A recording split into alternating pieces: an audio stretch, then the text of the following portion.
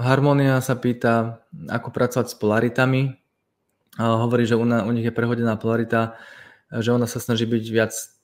ženská, viac tancovať v tom vzťahu, ale nemá pocit, že partner sa pridáva. Myslí si, že ju partner miluje viac ako seba a nedáva jej veľmi hranice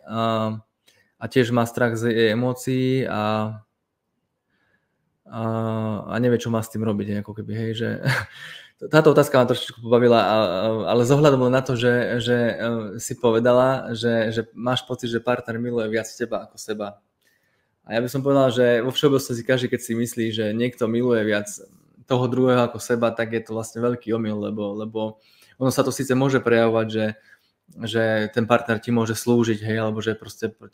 sa ti podkladá, alebo čo proste, ale to robí kvôli tomu, že on z toho niečo má. On v tom, ak partner slúži žene a snaží sa ju za každej okolnosti akože uspokojiť, aby bola spokojná, tak to znamená, že on z toho má nejaký pocit ochrany, alebo niečo, alebo možno väčšinou je to vzťah s matkou, ktorý proste nebol v poriadku v minulosti, takže že indikuje tam taký problém, že on kvôli vlastnému pocitu ochrany a bezpečia, citového bezpečia možno, že nejakého, tak sa snaží tú ženu uspokojovať za každé okolnosti, ako keby, hej, že a to v podstate, keď sa to rozmení na drobné, tak to nie je preto, že teba miluje viac ako seba, ale to, že miluje, že primárne sleduje svoje vlastné naplnenie v nejakom rozsahu, hoď pokrivené možno, že, ale to je vlastne on to smeruje stále k nemu, hej, ty si to myslíš, že to je inak, ale to smeruje stále k nemu, takže to ma len pobavila takáto maličká vec okolo toho vznikajúca. Najlepšie, čo môžeš urobiť, keď sa teda pýtaš, proste, že najlepšie, čo môžeš urobiť je byť čo najautentickejšia v tej svojej nespokojnosti. Dá sa povedať, hej, ako keby, že pokiaľ si nespokojná s tým, čo je a pokiaľ sa partner nepridáva, proste tak to na nejakej úrovni bude gradovať, hej, ako keby, že myslím si, že malo by to gradovať, lebo nebudeš v pohode, hej, nebudeš v pohode, pokiaľ si v roli, ktorá sa ti nepáči, nevyhovuje ti, tak proste to sa bude niekde prejavovať a čím sa to viac bude prejavovať, tak to možno bude aj lepšie pre vás, proste, že možno pre neho to budú nepochopiteľné výbuchy zlosti alebo nespokojnosti, alebo budeš cítiť sa odpojená, on to môže bude cítiť, v lepšom prípade by to mal cítiť, proste, ako keby že pokiaľ to sa nedá vyriešiť tak, že ty mu niečo poradíš, že to sa môže dať vyriešiť iba tak, že ty budeš čo najautentickejšia v tej svojich pocitoch a povahe a v nespokojnostiach a prejavoch emócií proste a v citovosti proste, hej, že vlastne, že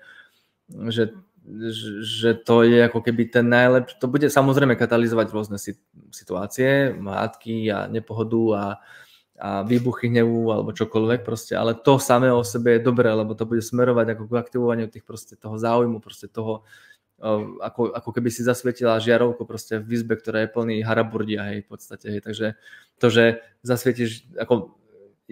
ten rozmer toho, že precitneš v izbe, kde je haraburdia a sú tam pavučiny a smeti a chrobáky proste tak, ako keby to není dobrá vec v zásade, ale aspoň máš možnosť proste posvietiť do tej izby a začať vynášať ten neporiadok v podstate. To, čo môžeš najlepšie urobiť, je byť čo najautentickejšia v tej svojej povahe, tej svojej nespokojnosti proste, ako keby v tom,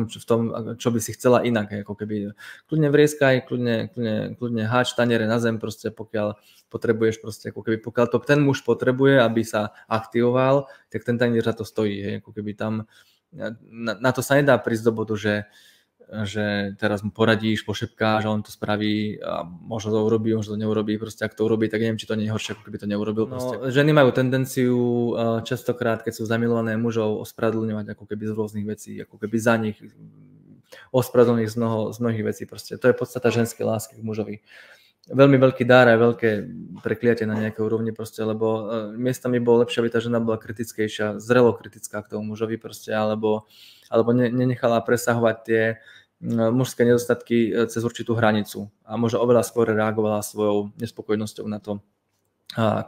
aký vzťah by chcela žiť, hej. Ale hovorím, tá ženská láska je veľká, to je asi jedna z najväčších pre mňa podstata ženskej lásky a rozmeru toho, aká žena dokáže byť k mužovi veľkorysá, je vlastne ma vždy ohoruje, lebo ženy dokážu byť k tým mužom, ktoré milujú vlastne tak veľkorysé, že častokrát prehľadajú ich nedostatky príliš dlhú dobu. Takže ja by som povedal, že je na mieste pre tie ženy byť aj kritické. je na mieste pre tie ženy byť kritické v danej situácii. Väčšinou sa to deje pred menšturačnou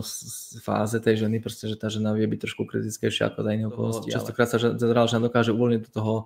do tej bezbrehosti tej energie, proste bez ohľadu na to, čo ten muž na to ako reaguje. Je to zodpovednosť toho muža. Tá žena sa s tým nemusí si robiť starosti, ako čo ona má, lebo je to prejavom pravdepodobne len nejakej vnútornej spokojnosti s tým, kde sa ona nachádza. Proste. A to pre muža by malo byť najlepšie zrkadlo, preto čo on, ako by on mal reagovať proste v tom svojom živote na to. Takže buď len sama sebou a kľudne si dovol byť proste nespokojná. A buď sa ten vzťah rozpadne, alebo ten muž v ňom vyrastie. To je jediná možnosť, ktorá tam vlastne prichádza do úvahy.